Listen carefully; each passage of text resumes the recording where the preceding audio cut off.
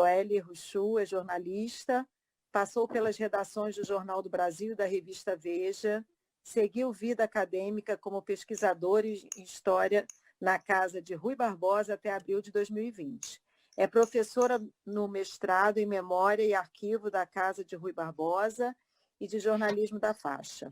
É autora, entre outros, de Samuel, Duas Vozes de Weiner, editora Universidade, e Noites de Verão com Cheiro de Jasmim.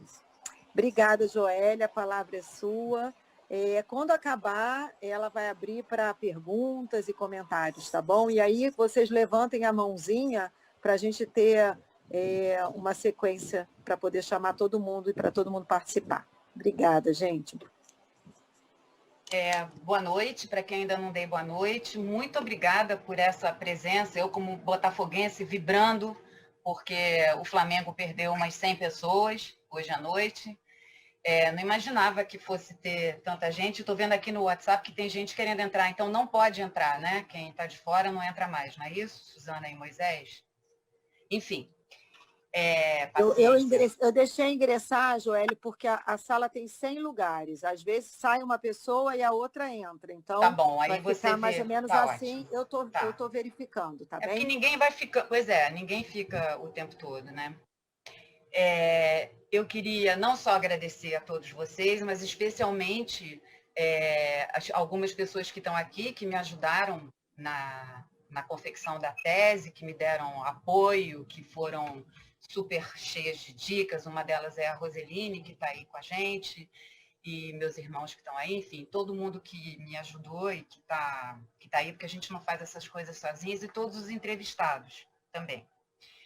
O que eu queria, qual é a minha ideia? Minha ideia, como é um papo, não é um trabalho acadêmico, eu pensei em ler um texto, mas achei que ia ser muito chato, ninguém ia ter muita paciência, então resolvi fazer o seguinte: eu converso, conto para vocês um pouco o que aconteceu, por que eu resolvi trabalhar com esse tema, falar um pouquinho das entrevistas, um pouquinho só de teoria, mas muito pouquinho, prometo, e passar, se vocês me permitirem, um videozinho que tem 8 minutos que eu fiz para a defesa da tese, né? E que tem alguns entrevistados contando micro coisas das vidas deles aqui. Então, a ideia do plano de voo seria esse. Então, a primeira coisa seria, como é que eu chego nesse lugar, né? Primeiro, eu nasci no Egito, vim de lá, com 3 meses de idade, em 57, e vim no navio Júlio Cesare com meus pais, meus avós maternos e uma tia. Então, chegamos aqui no Rio de Janeiro. Eu queria ter feito, na verdade, um livro desses bonitos, sabe? Coffee table, assim, com fotos, com entrevistas de vários judeus que vieram do Egito, contando, fazer um livro bonito, tá? Uma coisa de luxo, bacana, em memória dos meus pais. Na verdade, era isso que eu queria fazer.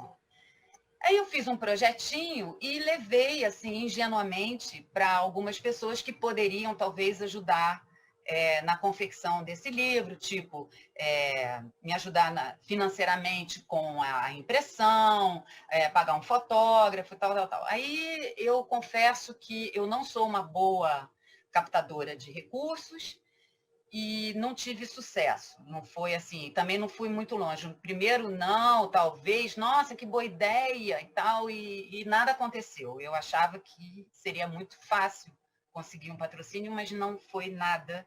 E aí eu pensei, eu ia fazer doutorado, e pensei num projeto e pensei em transformar essa ideia num projeto de doutorado na USP, onde tem uma linha de pesquisa na Escola de Comunicação chamada Comunicação e Etnia. Falei, opa, beleza, etnia, judeus, é uma etnia, vou mandar, porque para fazer a prova do doutorado, você tem que ter seu projeto aprovado.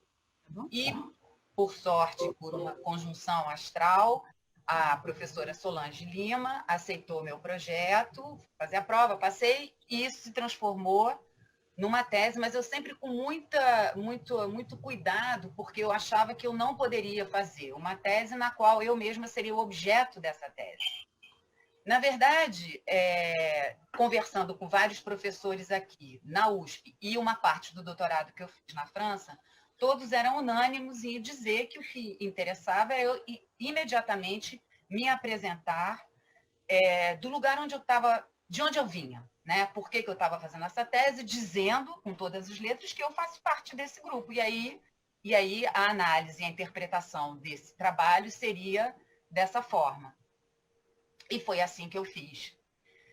O que me interessava, na verdade, nesse trabalho, era perceber como é que era construída uma identidade árabe-judaica, né, num país, ser judeu num país árabe, né, com todas as ligações que existem naquele mundo, sendo judeu, né, e como era feita a chegada e uma nova identidade ter de ser construída aqui, né? Enquanto judeu do Oriente Médio que vinha para cá e que... Como é que faz? Porque não era uma imigração qualquer, né? Não foi uma assim, vou mudar de país. Não, a gente está falando de uma memória de trauma, a gente está falando de pessoas que deixaram de ser aquilo que elas foram durante toda a vida delas, né? E que tiveram que se reinventar em outro lugar porque elas foram expulsas do Egito. Não vou dar uma aula de história, desistir desse negócio de falar dos judeus no Egito, está tudo lá na tese, acho que fica chato, mas alguma coisa tem que ser dita, quer dizer, como é chamado esse movimento dessa imigração, é conhecido nesse grupo de São Paulo como o segundo êxodo, né? O primeiro seria aquele lá atrás da Bíblia, né? De Moisés, quando ele parte e quando nós fomos escravos no Egito, Pêssar, né, saímos, e esse seria o segundo êxodo. E eu estava pensando o quanto essa pandemia é complicada para todos nós e como muitas vezes ao longo desse quase ano eu me vejo nessa condição de estar atravessando um deserto, um outro tipo de deserto, mas eu me vejo nessa faina, né, de cada dia, cada hora, enfrentar um novo obstáculo durante a pandemia. E ela não é nada que acho que poucos podem tirar de letra. Eu não tiro. Então, atravessar esse deserto, sair desse êxodo, ter que fugir do Egito, foi o que aconteceu com esse pequeno grupo de judeus do Egito. Para minha pesquisa, eu fiz um levantamento no Itamaraty, levantei todas as fichas de todos os passageiros que faziam o trajeto via marítima, né? Que era Alexandria, Porto de Alexandria, Porto de Gênova, desembarcavam no Rio, depois eram esses passageiros que eu me concentrei, e depois o navio seguia para Santos e depois para Buenos Aires, né? O que me interessava era o trecho Alexandria, Gênova, Rio de Janeiro, para eu poder dar conta. E tive acesso elas estão lá. Todas as fichas de todos os passageiros estão aqui nos arquivos do Itamaraty. Um pouco quebradas, um pouco rasgadas, muita poeira naquele momento, né? Já tem quase 20 anos essa pesquisa, mas estão lá para qualquer pessoa poder acessar. Então está lá o nomezinho. E tinha uma descrição bastante alentada, porque você tinha o nome da pessoa, a cor, de onde ela morava no Egito, para onde ela está indo, qual a religião, com quantas pessoas ela está viajando, quem são essas pessoas da família. Então, você consegue montar todas as células familiares daquele grupo que veio para cá. Muitos não diziam qual era a religião, outros mentiram, né? E aí não é possível absolutamente dizer com certeza se eram de fato 300 e tantas famílias. Pode ser um pouquinho menos, um pouquinho mais. Mas não é uma imigração absolutamente gigantesca, porque quando Então, a gente sabe, voltando um pouco, a gente sabe que durante muitos anos, judeus viveram no Egito, durante dinastias, passaram por vários problemas. Eu vou chegar no século XX. No século XX, no século XIX, já tem muitos judeus vivendo, comerciantes lá. Napoleão vai trazer vários judeus da França, da Áustria, para a construção do Canal de Suez. Então, já no século início do 20 também, a gente vai ver que eles, nos anos 20, 30, 40, 30, 20, 30, eles estão bem, eles não precisam morar em guetos, eles têm uma vida muito alegre, livre, né? O Egito vivia como se fossem uns consulados assim, da colônia inglesa, a francesa, a italiana, que eram os mais representativos, e os judeus. Então, todos os documentos dos cidadãos passavam por cada um, resolvia as suas questões cíveis. Havia muitos judeus egípcios, com nacionalidade egípcia, alguns apátridas, muitos franceses, muitos ingleses e muitos italianos e gregos também, né? Então, havia uma convivência que vai começar, e é uma vida assim espetacular, depois vocês vão poder contar um pouco mais, vocês que estiveram lá, eu vejo que tem vários amigos que moraram lá e que estão aqui hoje à noite, merci. E aí a vida era bacana, era tudo legal, casaram, tiveram sinagogas, ouviam o canto do muezzin, falavam árabe, falavam francês, falavam inglês, falavam grego.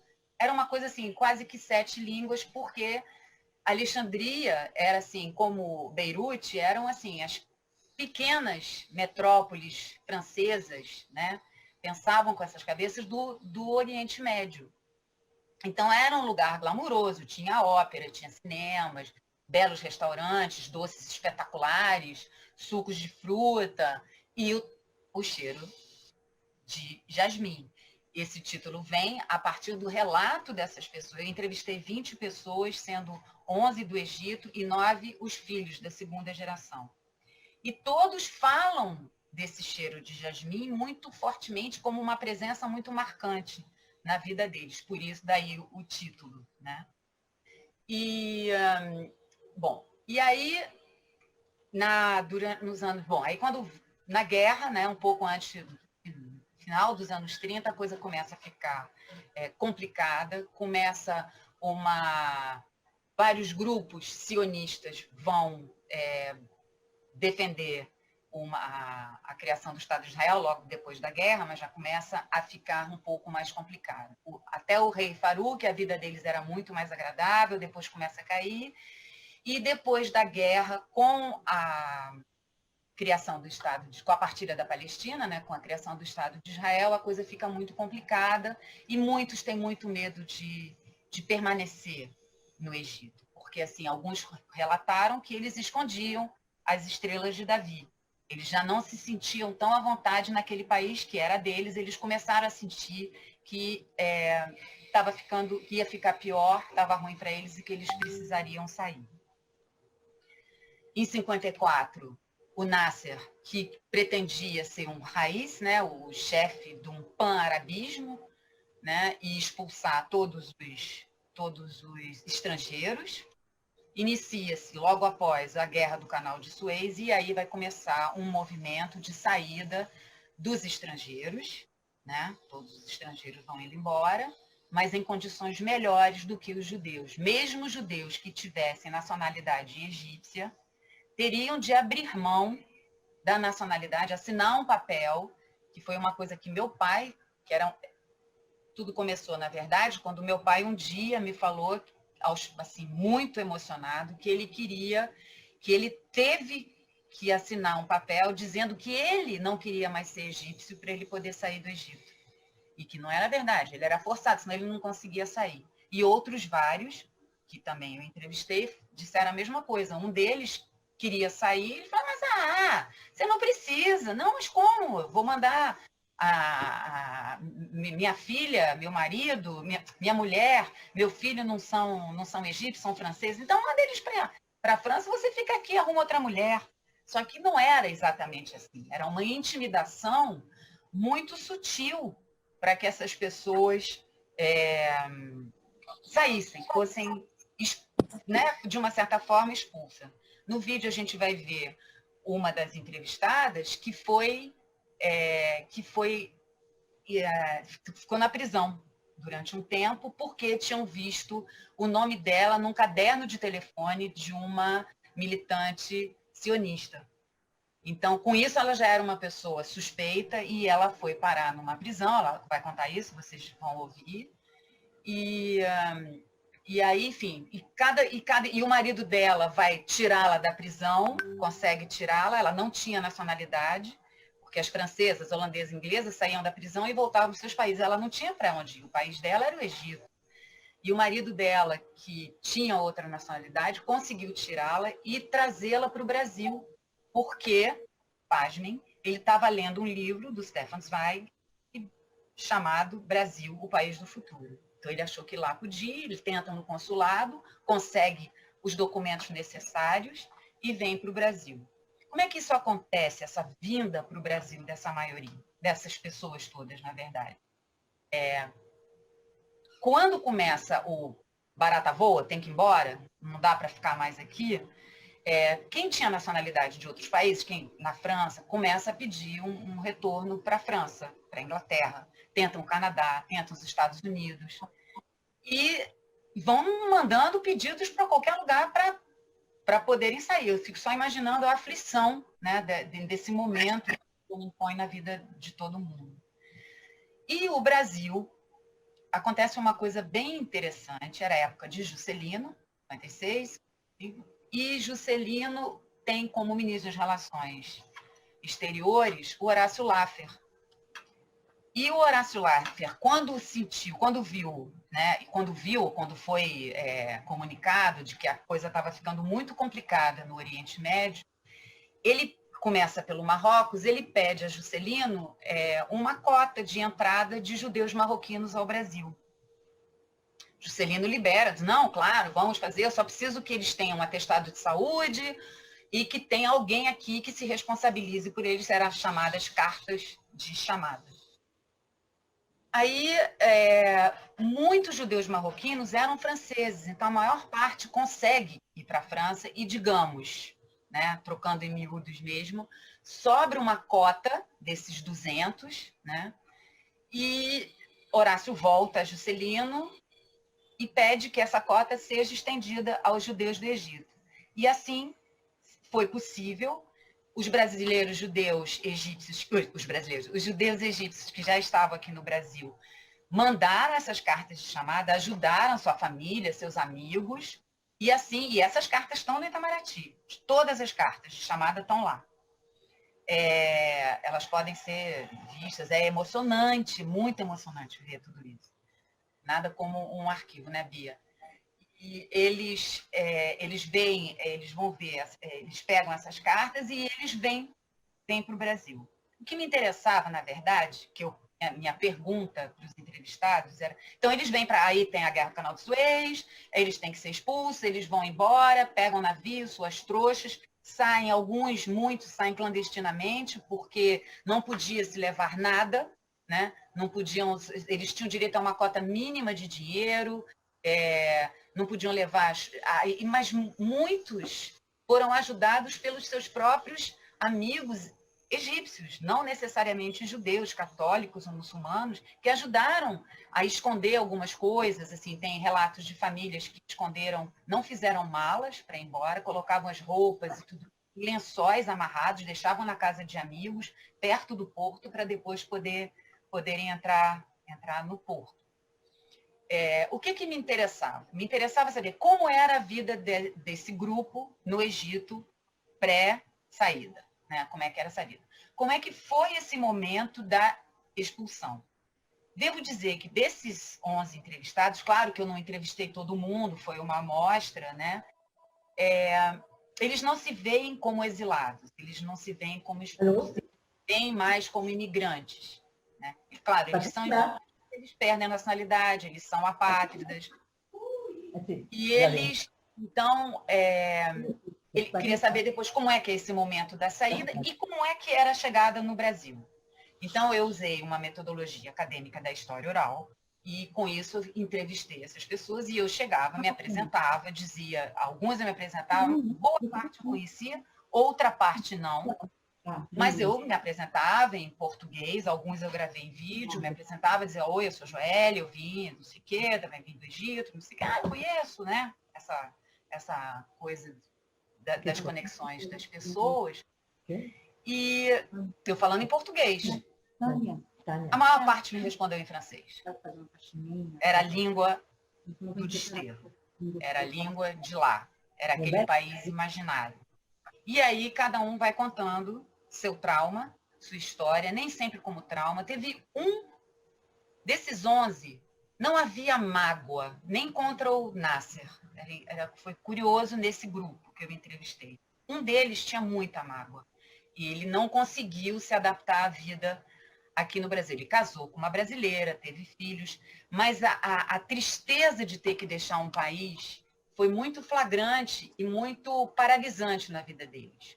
Muitos adoeceram ao longo do caminho, muitas pessoas, inclusive, que não vieram para cá, mas que estavam nessa imigração, nunca mais tomaram um ônibus, um avião ou um carro, com medo de serem retiradas da terra onde elas estavam. Também aconteceu. Quer dizer, é uma imigração peculiar, porque não eram pessoas de classe média, eram pessoas que tinham profissões, teve pessoas da classe alta que também vieram, né? Mas pessoas preparadas, né? Que vieram para cá, que foram ajudadas por aquela associação judaica, a RIAS, né, que ajuda na imigração. Teve uma mobilização gigantesca de todo um grupo de judeu para receber essas pessoas e alojá-las em apartamentos, em hotéis, em casas. Ninguém ficou desprotegido, pelo que eu entendi. Depois claro, e além dos relatos dos entrevistados, eu fui atrás de um dos diretores da RIAS, que era o advogado... meu Deus. Ele escreveu...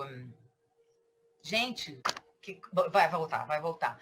Ele recebeu essa imigração, e o que ele dizia era assim, cara, eu nunca vi uma coisa igual. Eles pegavam dinheiro emprestado para começar a vida, porque eles vieram com quase nada, né? E um ano depois, todos pagam as dívidas. Eles Você não veio nem se esperava que... Pensei que te interessasse. Nada te interessa. Dá para tirar o som? Vamos desligar o microfone aí. Por favor? Obrigada, Sheila. Mas eu acho que ela não ouviu. Desculpe se eu fui grossa. Não, mas ela não ouviu. E aí eles conseguem se estabelecer, eles vão construir a sinagoga do CIB. Antes disso tinham movimentos de pessoas jovens que vieram de lá, que começaram a criar um pouco a vida que eles tinham lá, com óperas, com dancing, com festas, com praia, buscando o esporte. O esporte era uma coisa muito forte em Alexandria, especialmente, né? A Maccabi era um lugar aglutinador, né, desses judeus do Egito. E eles também tinham movimentos importantes de escoteiros para os meninos, de bandeirantes para as mulheres. Eu estou falando muito, né?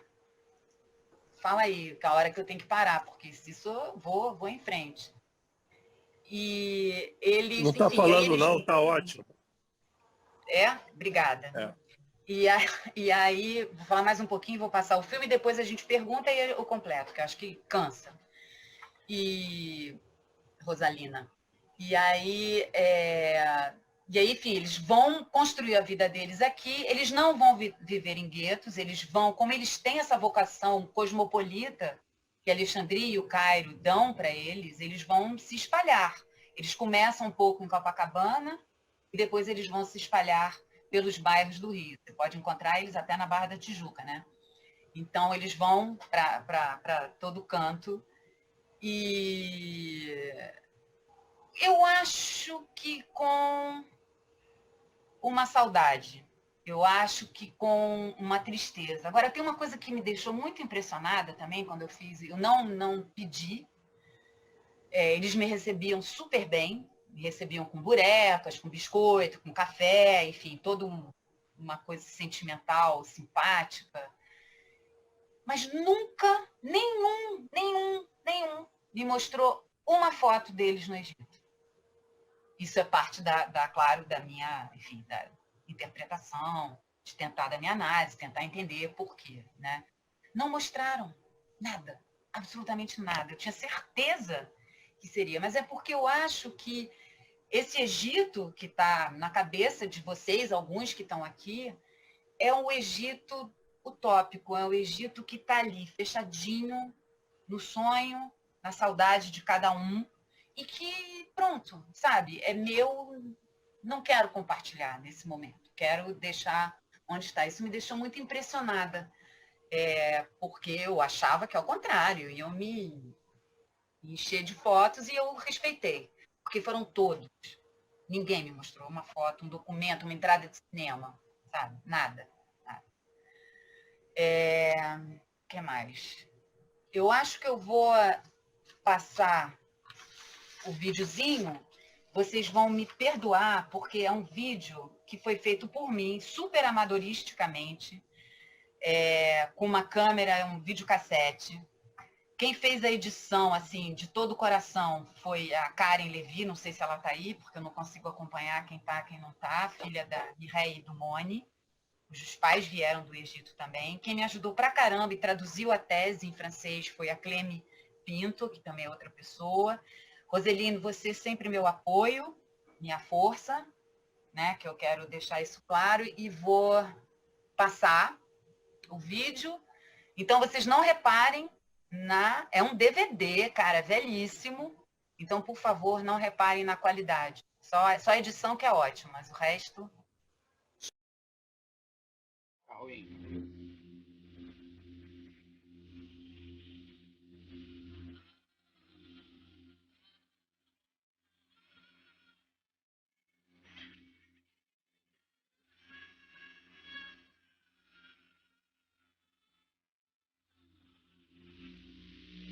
Como c'était bom!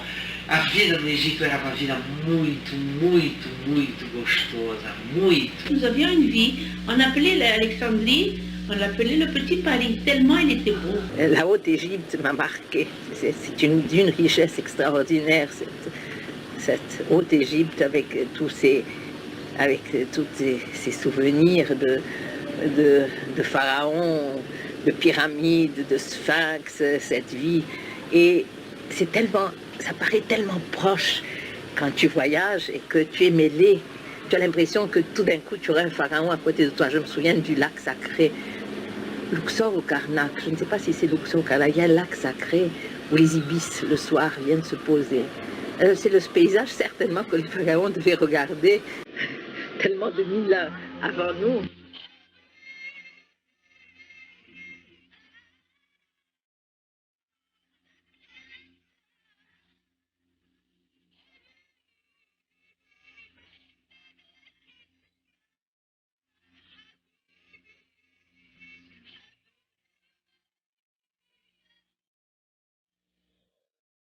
Les images qui me sont restées d'Égypte sont extrêmement belles. C'est peut-être une des raisons pour laquelle je ne retourne pas. Tu ne veux pas retourner? J'aurais voulu d'un côté. J'ai peur d'être déçue. Tinha uma amiga que se chamava Marcelinho. Essa Marcelinho, ela trabalhava para Israel. Ela era uma tesoureira de grupo que fazia sabotagem no caso. Eu não sabia. Em 2 de novembro de 1956, quando a guerra eclatou, a primeira certeza foi a pior prisão no mundo, se chamava Citadel. A Citadel tinha muita gente, tinha 260 mulheres. Recrutada por Sais, Maleia, Alexandria, de todo o campo. O dia seguinte eu podia perceber que tinha 2 baldes, um para beber água, um para fazer xixi. De noite ninguém sabia qual dos dois. É a coisa horrível. Depois de 7 dias eles levaram a gente num colégio israelita e ninguém tinha direito à visita, ninguém tinha direito a nada. Ficamos lá 2 meses.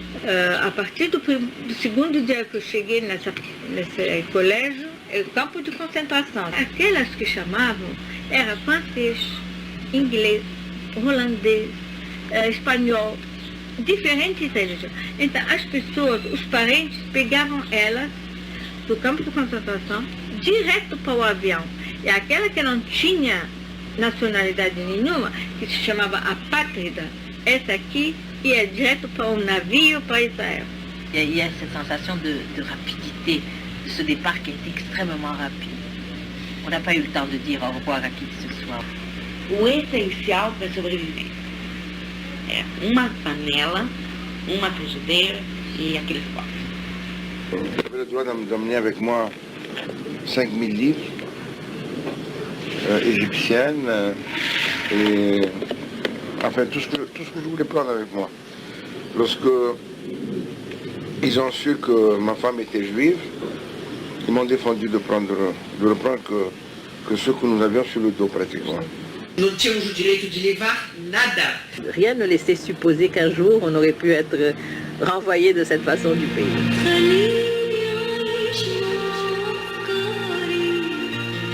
Le Brésil était tellement inconnu en Égypte qu'on disait qu'il y avait des serpents dans les rues, qu'il pleuvait les 3/4 de l'année. Alors je me suis acheté des chaussures là avec les comment tu appelles ça? Les semelles. Les semelles Antidérapantes, je sais pas quoi. Ouais. Naquela época o Juscelino Kubitschek assinou para todas as pessoas que tinham vindo, sem discriminação. Et il y avait eu quelqu'un qui avait déjà été au Brésil et qui avait dit qu'il y avait des possibilités de travail très grandes. Era país que existia no mapa geográfico. A gente sabia que era na África, na América do Sul, tinha país chamado Argentina, Brasil, não sei o que, etc. Mas ninguém imaginava que dia nós íamos ficar lá. Eu fui recebida por ninguém, só por trovões que tinha naquele dia. Tout le groupe avait été dans un hôtel horrible de Mendesa. Et le premier contact a été une déception terrible, évidemment. Le quartier là-bas était très, très vilain. C'était jour de feira. Alors la rue était immonde. Nous sommes arrivés vers 1h à l'heure où les baraques s'en vont. Tu sais comment c'est après une feira. Mon père a dit, mais c'est comme ça, nous allons habiter dans cette rue. Moi, je veux repartir immédiatement, je ne peux pas rester. Mes parents étaient bouleversés. Na primeira semana eu chorava, me dizendo nunca vou igual, vou conseguir aprender a falar. Na segunda semana eu chorava, primeiro mês. Mas depois, quando eu consegui ver esse Brasil, pô, grande país, grande. Nous n'avons repris courage que quand nous sommes allés nous promener du côté de Copacabana, la première opportunité. Quelques jours après notre arrivée, on a été du côté de Copacabana et on a flâné sur la plage. On a pris un tramway, le bondi comme ils disent, et on a fait le tour un petit peu on a fait juste pour emmener le bondi, on prenait les autobus et on allait pour voir. Et là, on s'est rendu compte que la ville était très belle et très très belle. C'était le coup de foudre, n'est-ce pas? Esse calor humano que nós tivemos dessas pessoas, isso foi o maior bálsamo que um corpo como o nosso, mutilado, quebrado, insultado, foi um carinho magnífico. Eu não posso esquecer.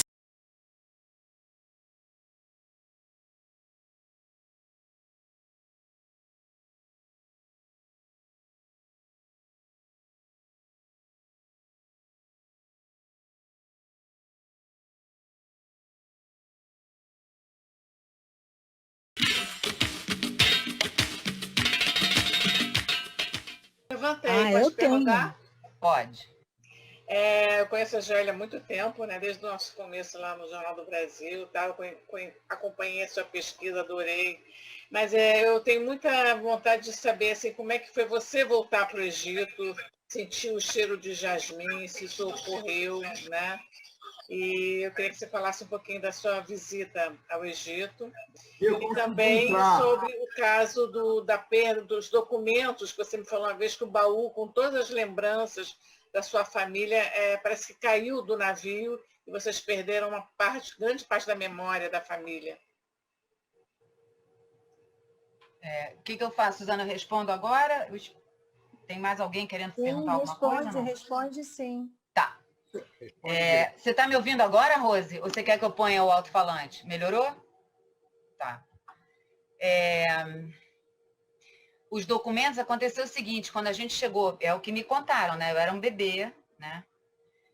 Quando chegaram aqui, no porto, um carregamento com baús caiu no mar.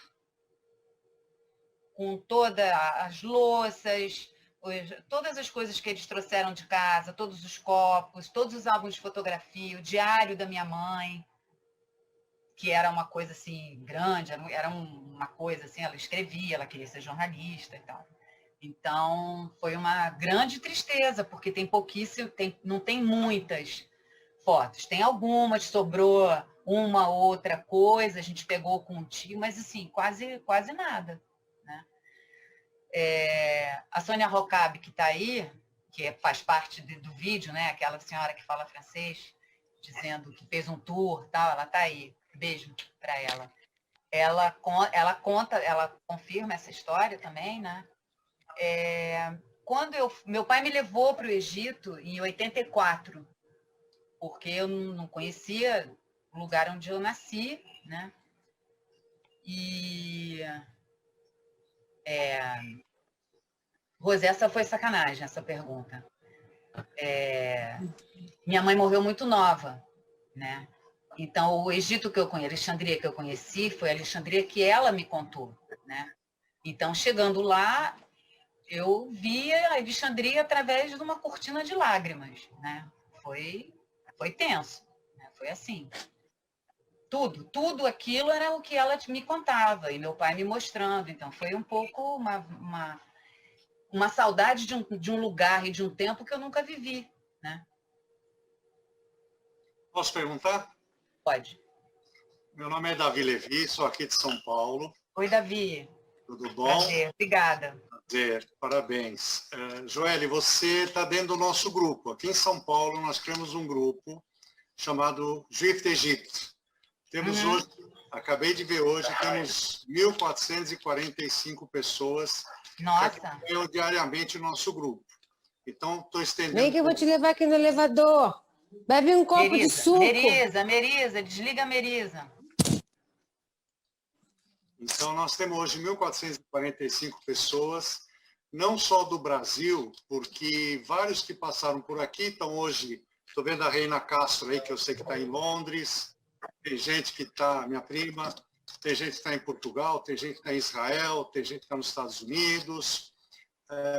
Basicamente em português.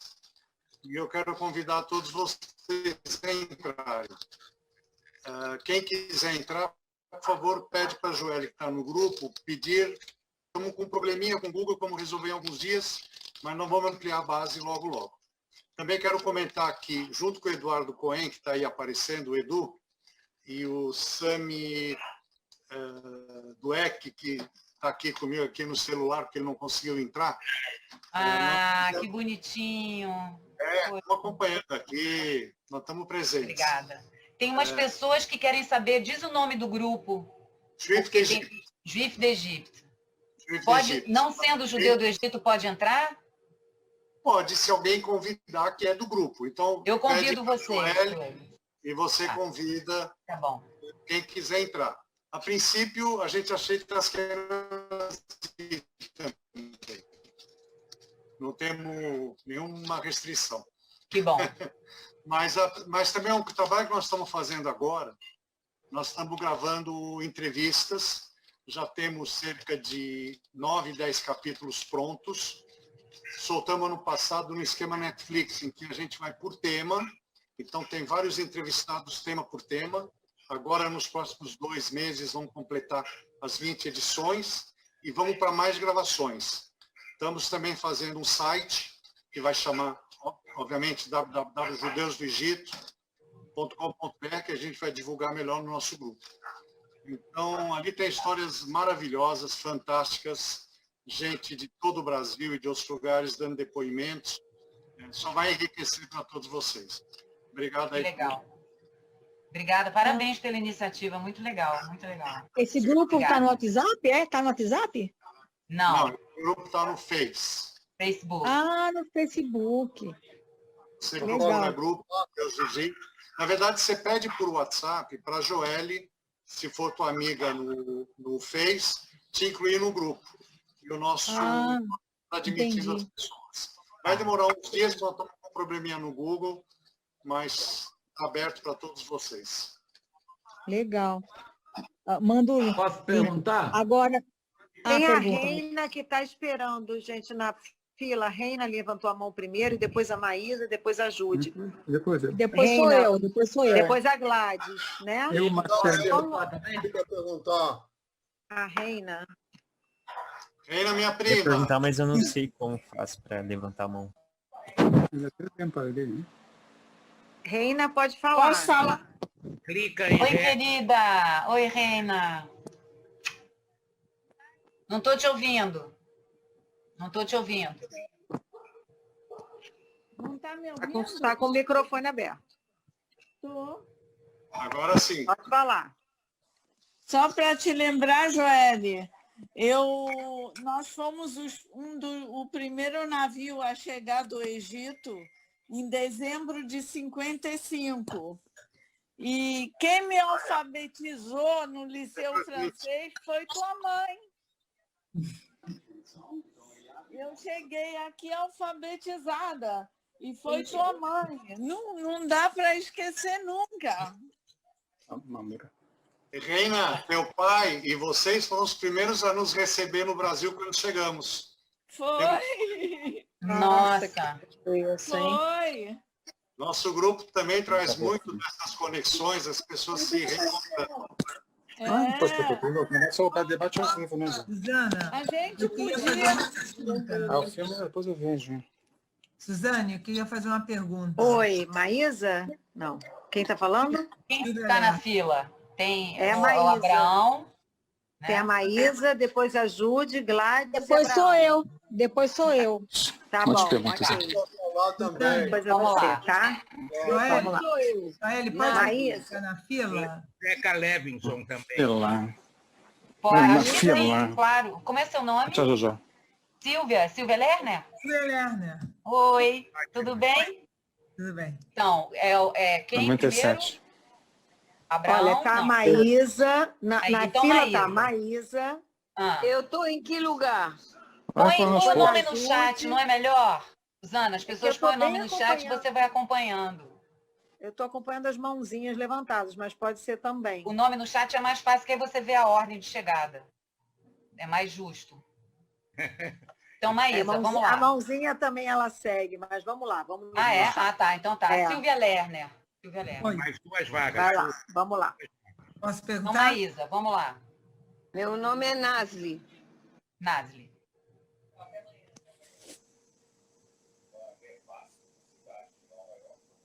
Pode falar. Pode. Cadê a moça que quer falar, que quer perguntar? Nasli, cadê você? Ah, eu estou aqui. Então Mas pode não tem perguntar. outras pessoas que querem estar Não. na minha frente? Acho que não, Suzane. Quem é? Pessoas Ela que estão agora? na minha frente. Olha, quem tá é a Nase. É a Nasli, é você. Maísa. É Maísa ou é Nase? Desculpa, é Maísa? Aqui no nome está escrito Maísa. Não, Então, Nasli. Bom, então é Nase. Vamos lá. Vamos lá. Eu vim em 1958. Oi, Michele. Eu tinha 8 anos, viemos do Egito, perdemos tudo. Meu pai perdeu 2 lojas de cristal.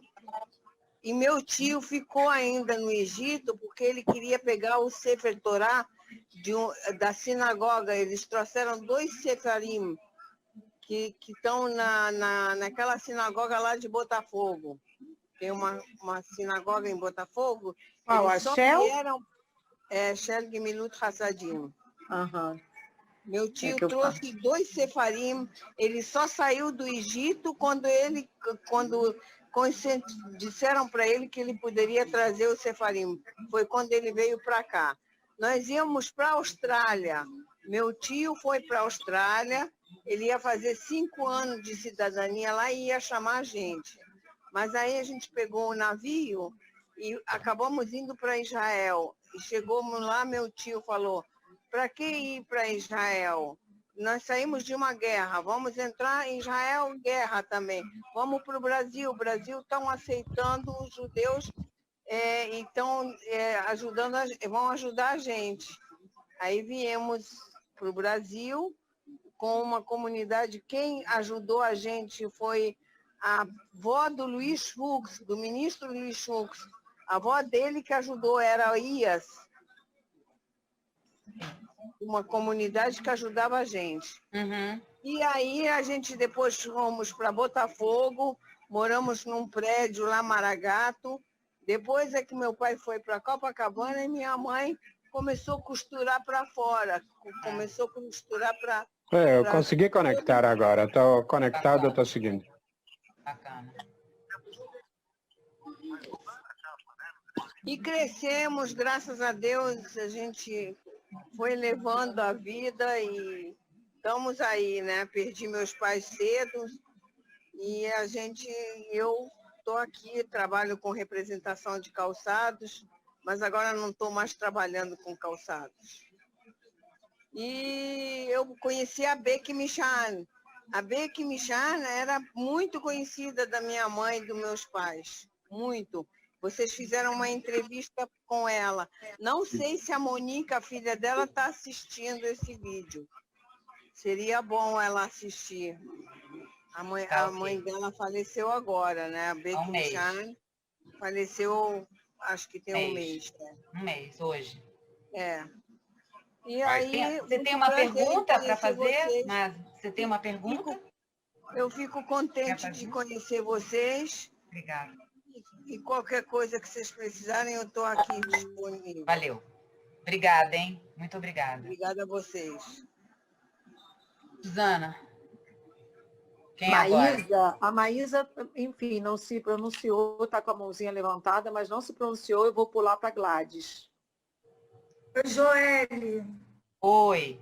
Estou aparecendo ali, tudo bom? Tudo bem? Eu quero agradecer teu depoimento, me emocionou demais.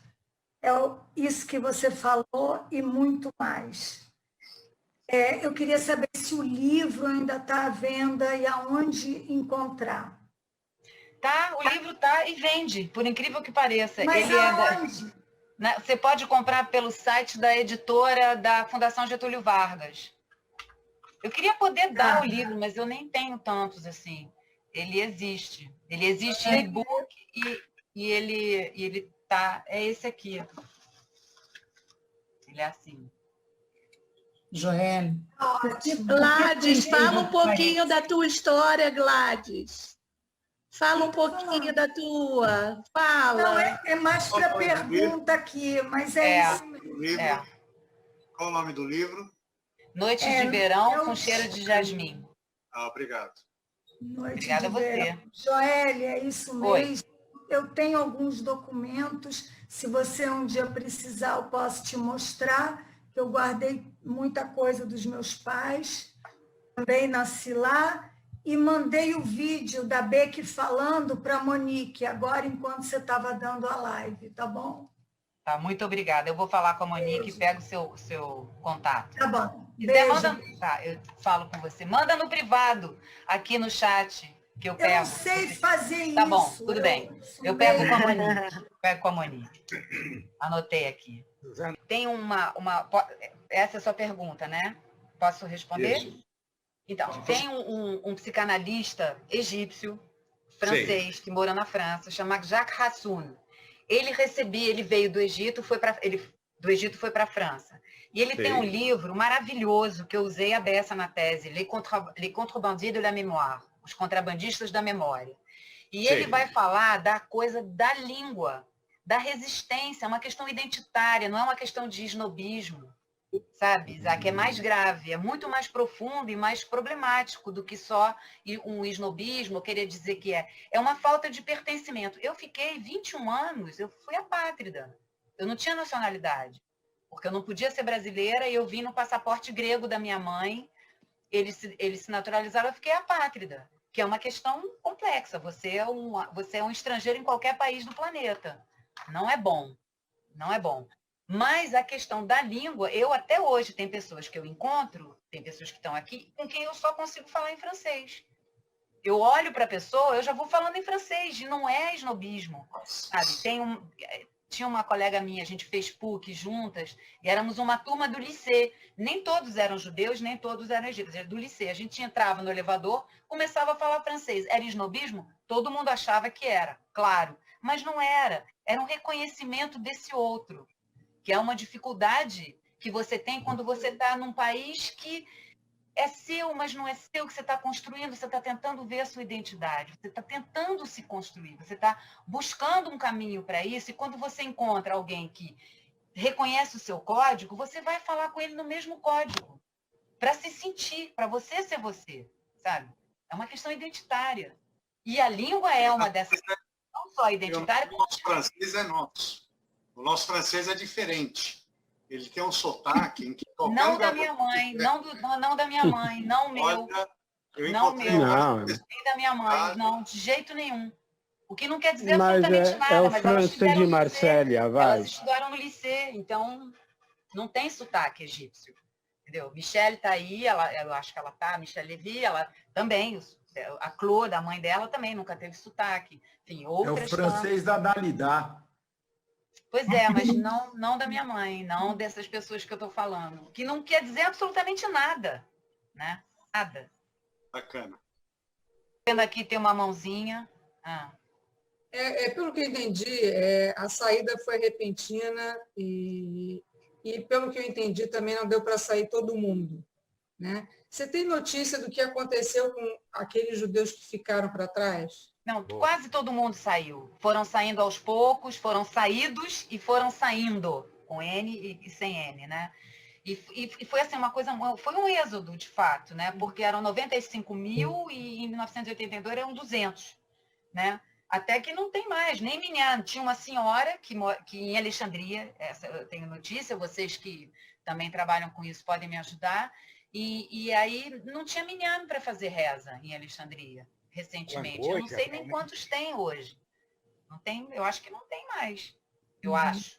Mas tem menos de 10 senhoras e são todas viúvas. Se sobrou alguém, né, gente? Todo mundo envelheceu, como diz o Dani, o tempo ruge, né? É isso aí. O último apaga a luz, né? Bom te ver, Jude. Vamos lá, tem o Zeca Levinson aqui do Rio também, hein? Tá me E aí, Suzane, quem é o próximo, Suzana? Aqui na lista da mãozinha. Estou vendo a Jaque e a Monique há um tempão aqui de mãozinha levantada. Exatamente, é a Monique, depois é a Jaque, depois então esse que o Moisés falou, Isaac, né, que você falou? Não, tem o Sami Dueck também. Tem o Sami. Quem não falou, vamos privilegiar quem não falou, né? Monique, tem eu também. Ótimo. E Sarina, vai, Monique. Não é uma pergunta, é uma complementação. Eu sou casada com um judeu francês do Egito e me impressionou muito a questão da identidade gregária que se criou entre esses judeus que chegaram ao Brasil. Eu não sei se aconteceu nos outros países, mas no Brasil me impressionou muito essa comunhão entre os egípcios. Era uma turma, era uma pátria à parte. Eram tanto os franceses quanto os italianos, não importava. Mais c'était les Juifs d'Égypte. E quanto à língua, eu não estou totalmente de acordo com você, porque eu estudei no lycée com você e o meu francês hoje é totalmente contaminado, porque eu falo em francês com o Maier e é um francês egípcio. Mas você não falava assim, querida. E é muito gostoso. Mas você não falava assim, você falava um francês do lycée.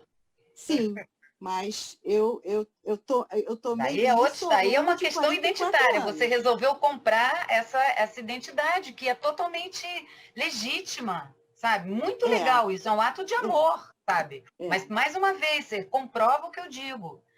Que eu digo, não, do que eu li, que eu trabalhei, né? Você escolhe essa pátria. Né? E os egípcios sempre foram muito gregários e solidários. Então, me impressionava muito que se houvesse um falecimento, ia uma cabeçada. Se havia um nascimento, ia uma cabeçada. Todos participavam muito da vida do grupo. É isso, eu vou deixar que tem muita gente falando. Um beijo para você. Beijo, Monique, merci. Jaque, agora, Suzana? Sim. Jaque. Eu quero falar sua depois... vez, minha baiana. Mas eu vou falar depois do Sami. Ele está muito com vontade de falar. Eu falo depois dele. Vai lá, Sami. Bom, primeiro é uma boa surpresa. Eu fico feliz de estar com vocês acompanhando tudo isso. O importante dizer, a partir daquele senhor que fez alguma colocação de uma proximidade da terra de origem, etc. e tal, eu acho assim, francamente, não existe de fato o judeu que se liga em função da religião. Claro, a fé é a mesma coisa. Existem aspectos culturais, mas ao mesmo tempo eu entendo que nós fazemos uma comunidade, depois da saída do Egito de 56, de um povo definitivamente nômade.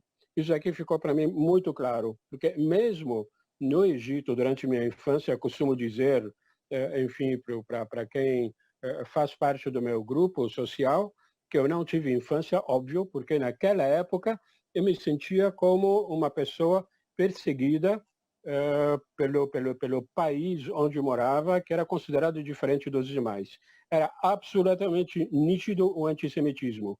Tentar colocar isso como sendo alguma coisa contra um regime sionista, desculpe, mas francamente é uma bobagem de quem realmente não viveu aquela situação lá. A sensação que eu tive quando nós saímos do Cairo, eu tinha 12 anos, foi quando o avião levantou o voo, eu olhei pela janela, eu vi, estamos sobrevoando o delta do Nilo, estamos definitivamente deixando o país. Para mim, isso foi um alívio. Muito bem, chega em Paris, chega no aeroporto de Orly, imediatamente nós sabemos que somos estrangeiros lá. E vem um ponto de interrogação, eu vou de novo ser um estranho ou vou tentar me adaptar à situação? Nos anos 60, eu percebi duas coisas muito importantes. Ser judeu, você carrega isso aqui para sempre. Carrega na Europa, carrega no Brasil. Tinha antissemitismo no Brasil, claramente. A pessoa que diz que não tem, ou teve pouco contato com os não-judeus, ou então teve uma visão curta. Então, é claro.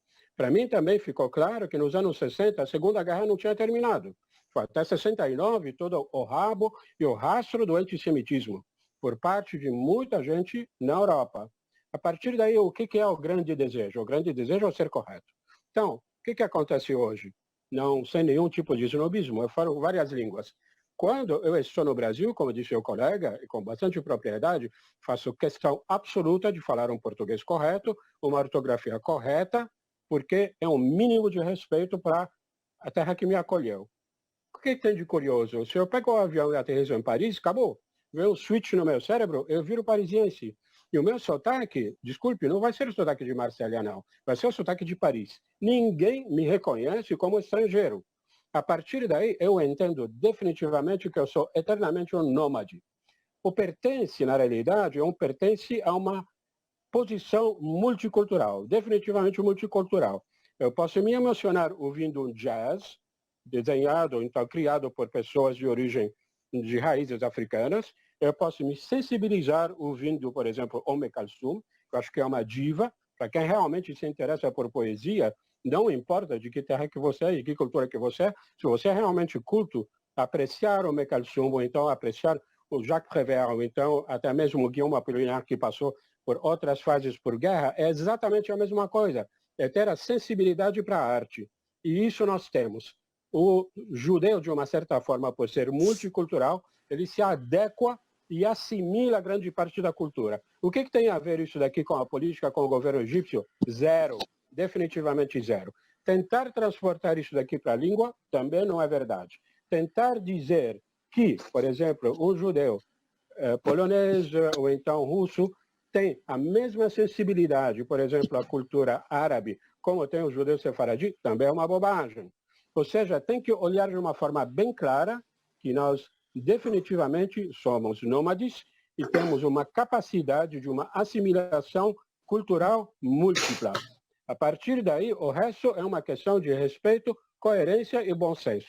Isso que eu quero dizer, somente para fazer uma colocação a mais, de uma vivência muito clara, e o sentimento que eu tenho, somente para poder encerrar, de voltar para o Egito e considerar um pertencimento a essa nação, também é zero. Eu pertenço, na realidade, à barriga da minha mãe, que Deus a tenha. Isso que é importante. Eu nasci dentro de um lar que observa de uma forma bem clara a cultura árabe e que observa de uma forma bem clara toda a tradição judaica que vem de pai para filho. Por isso que você vai ver no meu nome algum anterior que carrega o mesmo nome, do meu irmão mais velho que carrega o nome do avô, do meu avô que carrega o outro nome de algum outro judeu e assim por diante. Essa é a história. Nós, judeus, somos nômades. E nós pertencemos ao mundo. Ponto final. Agora, eu queria te fazer se me permite, fazer uma sugestão. Claro, por Tem favor. um livro de um autor que é muito interessante, chamado Elias Canetti, que talvez você conheça, chamado A Língua Absolvida. E é para aquele outro senhor com quem eu falei antes. Vale a pena ver como ele vai falar sobre a língua da mãe dele. E como ele elabora isso. É muito legal. Eu tenho lido também Elias sobre Natan. E eu tenho lido também, somente para abrir um pouco mais o leque, bastante Boris Cyrulnik, que não é sefaradi, mas mostra de uma forma não, bem clara... Não, o Canetti também não, como... é Eskenazi. É Eskenazi. Okay, não, Canetti é sefaradi. Não, mas ele vai falar do húngaro, né? Da língua da mãe do dele. húngaro, do Cyrulnik, na realidade, que era francês, depois ele descobriu o sobrenome dele, toda uma história, ele é neurocientista. A partir daí, também ele explica de uma forma clara, e muito mais bem definida, muito mais bem colocada do que, por exemplo, Oliver Sacks, que faz um outro tipo de análise na neurociência, que é bastante interessante. E essa questão do pertence também, que tem uma dinâmica na percepção e no entender.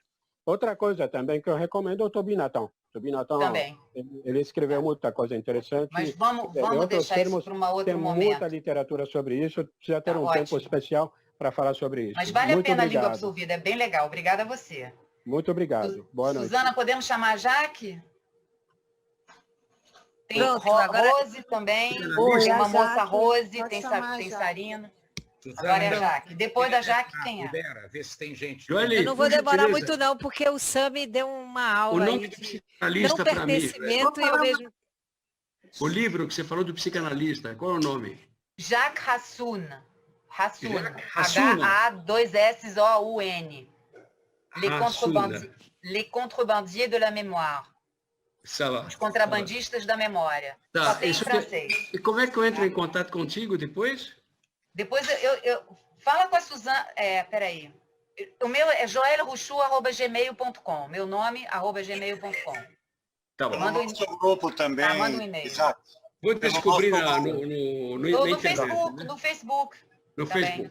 Tá. No nosso grupo, Isaac. Eu vou lá, Você consegue. Jaque, vai lá. Posso falar?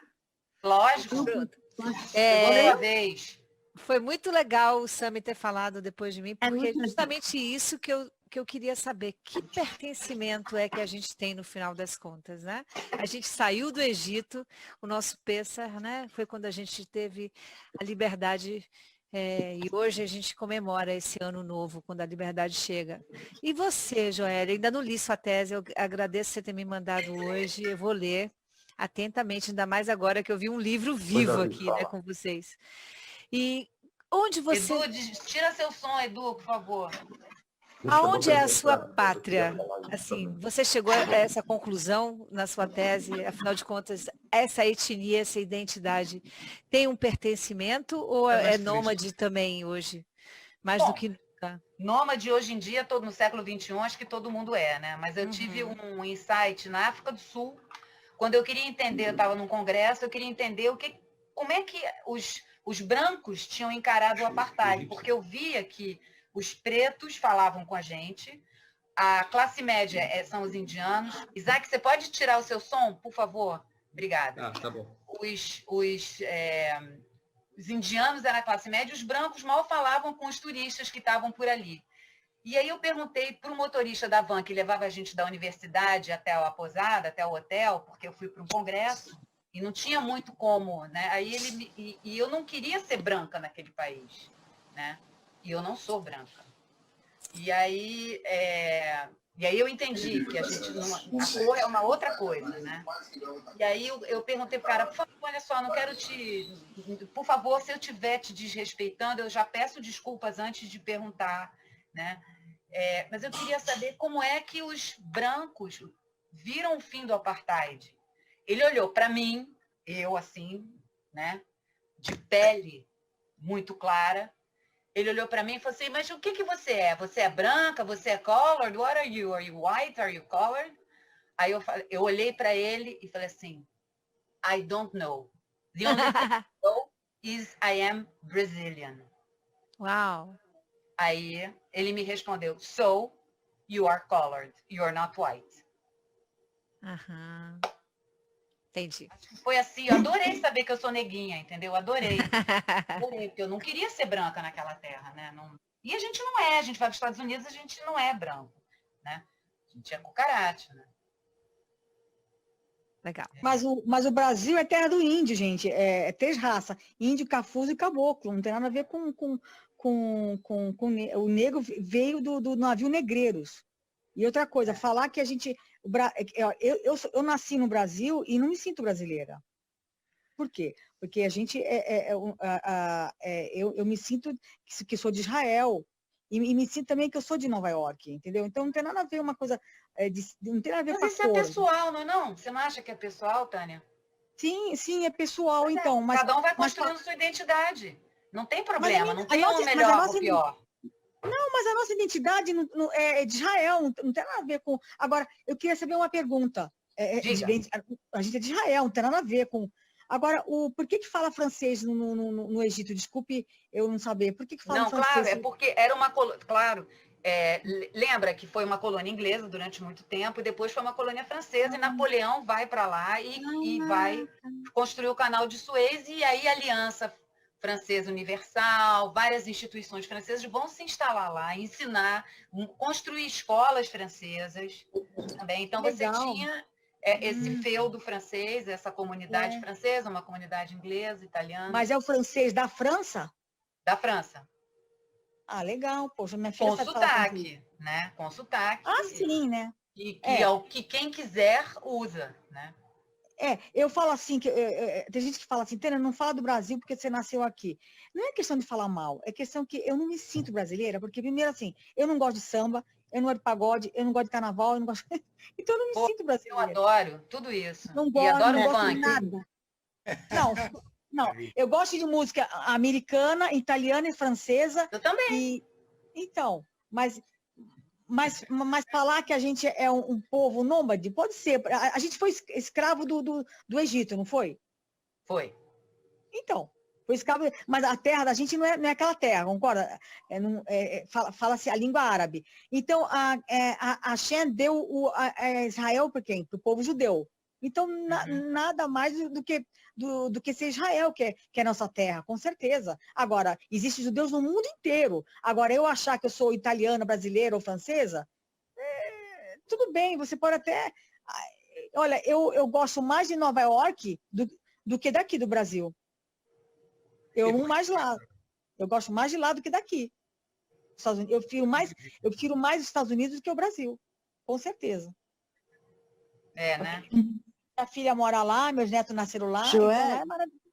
Joel, posso falar? Desculpa Eu interromper. não sei quem é que pode falar agora. Acho que está na vez de alguém. A Jaque está tentando da falar. Rose. A Jaque está tentando Suzana. falar e ela Pode não falar? sabe levantar a mãozinha. Rose. Tem a Jáquia. A Rose. A Oi, Jaque Jaque, quer falar. querida. Jaque quer quer falar. Eu não sei, eu não estou controlando. Eu sei que tem, Não, eu estou vendo a Jaque- mãozinha da a Jaque não Rose. já falou, gente? A A Jaque quer Jaque falar. qual? Jaque Moreno? Não, Jaque Dueck. Jaque Jaque Dueck. Jaque Sicurel Dueck. Sicurel Dueck. Ok, Jaque. Que o não é pouca coisa, você sabe, né? Tem, o nosso Sicurel, a gente tem que convidar o Rolão Sicurel, que é né? Você sabe quem é, né? Não. Bom, depois a gente fala sobre isso. Isso eu não vou falar. Fale, Joane, Jaque. Diga, minha flor. Então, Pergunte. veio super. A minha pergunta assim, mais profunda veio super de encontro ao que você falou há pouco, sobre ser apátrida.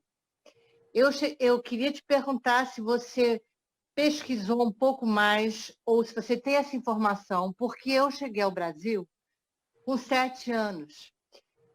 No Egito, no Cairo, eu estudava numa escola de freiras inglesas, falava francês em casa, e cheguei ao Brasil apátrida.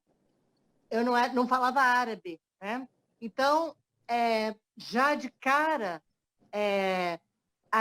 foi um choque, um desatino, eu não sabia quem eu era. Aqui no Brasil me perguntavam, como assim? Você veio do Egito, você não é árabe, você tem...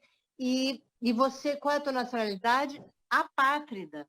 Então, isso foi um... Trauma. Um trauma. Um trauma que eu fiquei brasileira na primeira semana depois de chegar. Eu fiquei brasileira. Meus pais falavam em português comigo, as primeiras palavras de português eu já respondia em português. Quer dizer, foi uma reação de adaptação infantil. Falei, eu vou ser brasileira. E sou muito brasileira. Eu fiz uma escola, fiz o LIES no primário e depois o colégio de aplicação, né, que foi a escola... modelo. Enfim, modelo, mas muito brasileira e que aceitava muito os judeus. Foi uma escola muito importante para mim. Verdade. Então, o Mink. Isso. Então, eu queria entender se você e eu deixei para lá essa história de Egito, sabe? Não quis nem saber mais, nem de Egito. E aos 18 anos, corri para me naturalizar. Fui ao Itamaraty, foi uma lenha, porque o nome estava errado, entendeu? Quase perdi o nome Jaqueline, porque estava rasurado no passaporte da minha mãe. Enfim, e pronto. Então, e essa questão de apátrida, essa questão do exílio, sabe? O exílio dentro de um exílio é uma coisa muito doída. E agora eu estou revendo isso. E apátrida, como você começou a dizer, é passaporte de exilado, de criminoso, entende? Por que meus pais, não sei, muito ocupados com tudo, nunca me explicaram por que nós éramos apátridas. Meu pai... Oi? Eles também eram apátridas? Eram também. E nasceram no Egito os dois? Os dois. Ela de origem Ashkenaz, ele separado, vindo da Espanha, Itália, Turquia. Mas ele não tinha nacionalidade egípcia? Ele? Não. Ele Sicurel, primo do pessoal dos magazins, mas ele era primo, ele era um contador. Enfim. E também eu tenho uma lembrancinha meio cruelzinha do nosso depar aí do Porto, entendeu? Não foi tão fácil assim. O cara me arrancou porque tinha uma quantidade mínima de ouro, né? Então eu estava ali, eu estava com 2 pulseirinhas, sabe, fininhas assim. Aí nada demais, né? Não é de uma crueldade, mas ele me arrancou, dizendo, para que 2? Uma só. E meus pais eram super CDF, a gente saiu com as gramas contadinhas de ouro, enfim. E viemos ao Brasil chamados pelo meu tio Caminitz, que era da parte da minha mãe. Mas, enfim, eu perdi. Sobre essa questão da pátria, é muito Mas sério. Isso é fácil de eu responder a questão técnica, eu sei por quê. Por exemplo, meu pai... Minha mãe era grega, ela tinha nacionalidade grega. Então, como eu era muito bebê, eu tenho o passaporte dela grego e tem uma fotinha minha lá. Meu pai era egípcio. E, como eu contei, ele teve que abrir mão da nacionalidade egípcia dele, então ele chega aqui como apátrida, tá? Só que eles, exatamente por isso, eu perguntei por quê? Porque era um trauma, realmente é horrível. Eu fui chamada no DOPS com 12 anos. Me lembro que eu fui com meu avô e meu pai, eu 12 anos. Quando eles viram chegar uma garota desse tamanho, com o avô e o pai, né, porque eram os homens que levavam, eles perguntaram, fizeram 3 perguntas e me mandaram embora, né? Porque eu não tinha nenhuma militância de jeito nenhum com 12 anos, nem sabia, porque meus pais tinham muito medo, né? Isso é um outro capítulo. Não se meter na política para não ser expulso. Mal sabiam eles. Exatamente. Mas aí eles a gente não pode, na verdade, eu poderia ter sido registrada como brasileira nata. Eles podiam ter feito uma macaracutaia lá e dizer, não, Joelle nasceu 3 meses, nasceu aqui no Brasil, não tinha essas exigências. Minha mãe falou, e eu me lembro disso, eu não começo a vida da minha filha com uma mentira. Que bonitinho. E aí, na hora que eles se naturalizaram brasileiros, eles perceberam que eu não poderia ser. Porque você tem que ter 21 anos, nem era 18 só emancipada. E eles não me emancipou aos 18, então eu fui até os 21. Então é uma questão de lei brasileira, não era uma vontade, sabe? Ou ela mentia, ou ela me deixava apátrida. Eu me lembro da carteira, eu tenho a fotocópia, porque é uma carteira azul. Toda vez que eu entrava no Brasil, pegava o meu passaporte. Eu nunca voltei com o passaporte para casa. Nunca, porque ele ficava na Polícia Federal. Não é nada demais, mas é uma questão identitária, né? Claro! Mas a questão técnica é essa, você só pode ser brasileiro quando nasce aqui, pelo menos naquele, não sei se mudou, porque os pais não eram brasileiros quando eles se naturalizaram, né? Aí, pronto, esperei. O que eu queria colocar, quer dizer que ao mesmo tempo eu tinha muito orgulho do que você chamou de multiculturalismo, inglês, francês. Eu tinha uma tia-avó, que ela era mal alfabetizada, mas ela falava 7 línguas. Ela falava armênio, grego, porque ela era muito esperta e conhecia muita gente. Francês, italiano, espanhol, ladino. É por isso que eu digo, aquilo é um melting pot, ali todo mundo falava de tudo, né? Sim, mas aí ao mesmo tempo eu chego aqui, eu não sou ninguém, eu sou o quê? Eu não sou Mas aí é uma questão, mas é uma questão da legislação do solo, enfim. Aí é outra história. Mas a gente se ferrou. Mas culturalmente é muito forte. Aí por isso que eu sou muito brasileira. Adoro samba, adoro o Brasil. Também adoro. Obrigada, Jaque. Fala, Edu, você vai falar sobre isso? Isso. É uma parte que a lei no Egito, ela restringia muito. Então, o pessoal, quando mudou do Império, acabou o Império Otomano e virou protetorado, a lei mudou um pouco. Então, muita gente perdeu a cidadania egípcia e foram comprados passaportes italianos, iranianos. Quando vocês tiveram que sair, muita gente saiu com um laissez-passer da Cruz Vermelha. Lembrando da época que teve a Revolução Húngara, né? A invasão da Então, teve muita gente que saiu com laissez-passer da Cruz Vermelha e, chegando em Gênova, tudo foi feito a papelada para entrar no Brasil como apátridas, né? E a lei ficou, que teve a época que chegou em 58, teve a mudança de Constituição, então, por leis de lá e daqui, você teve muita gente que começou a ter passaporte brasileiro nos anos 70, já casados. Meus pais tiveram passaporte brasileiro em 76, com quase 22 anos de Brasil, e eu nasci brasileiro. Eu era brasileiro nato e eles eram ainda estrangeiros, né? Então tem essa mudança um pouco, mas que vem lá do Egito. Muitas nacionalidades tiveram que ser negadas a saída, para facilitar a saída pela RIAS, pela Agência Judaica ou pela Cruz Vermelha. Muita gente teve que sair por causa disso, dessa forma. Entendi. Obrigada. Mais uma ou duas. Agora, eu vim para cá com o papel da Cruz Vermelha, que era feuille de route. Não era Isso. nem laissez-passer, era feuille de route, dado pela Cruz Vermelha, e no qual eles puseram apenas o meu ano em que eu nasci, nem o dia, nem o mês. Nada. Então, mas, Joelho, o que eu queria saber é o seguinte, você falou que você tinha um monte de papéis do pessoal que chegou ao Brasil em 56, 57. Nós chegamos em 57. Mas era só do pessoal que veio no navio italiano? Não, um monte de papel que eu falei eram as memórias, eram os documentos, a papelada dos meus pais pessoais. Não, pessoais. mas você disse que tinha levantado o nome e chegou.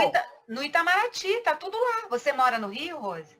Eu morei no Rio, depois casei, e aí a gente veio para São Paulo. Mas quando nos eu cheguei do Itamaraty, cheguei tá no tudo Rio. lá. Tem pastas e mais pastas. Tem tudo, tá. tudo. Você vai encontrar o seu nome. No Arquivo Nacional, você vai encontrar o nome dos passageiros. Tem o registro, tem os livros de bordo de todos os navios. Se você souber o seu navio e o ano, você vai lá e já cai nele. Foi o Bretagne, nós viemos. Então, o meu foi o Giulio Cesare. Foi o Giulio Cesare. Joeli, tem um site. Temi, tira o queria som, fazer- Temi. Tira o Eu som. queria fazer as minhas duas perguntinhas. Peraí, vamos, pois é, vamos lá. Agora vamos Tudo dar a bem. chance de quem não Obrigada, fez. hein? Era isso, só, A Rose? Rose. A Rose falou já. Já falou? Acabei de Acabou de falar. falar. Desculpa. A próxima quem é? Sarina? Acho que sou eu. Sarina. Então vamos, Sarina. Vai nessa. Eu tenho duas dúvidas. Uma com relação a minha bisavó, de par de mãe, que era do Egito e tal, eu não sei muito a trajetória. E ela também falava francês. Ela era Temi, só um minuto. Temi, você pode desligar seu microfone? Pronto, acho que melhorou. Ela não... vai. Então, a minha bisavó, ela era professora do Liceu também, no Egito, Alexandria. A minha pergunta é, por que é que vocês não falavam árabe? Por que é que era só o francês? É só essa pergunta? E tenho mais uma pergunta, com relação aos sobrenomes. Você tem uma lista de sobrenomes de origem egípcia e que eram antes da Espanha e foram para o Egito? Porque eu tentei procurar uma vez e eu não achei. Não, A eu minha acho família que... falava ladino e o francês do Egito. Essas são as duas perguntas. Tá. Então, Sarina, como era o nome da sua avó, da bisavó? Era Sarina Adoni, e eu acho que era Burlá também. Burlá? Eu acho Então, que era... esses judeus do Egito falavam árabe, sim. Aham. Falavam, Você mas... sabe?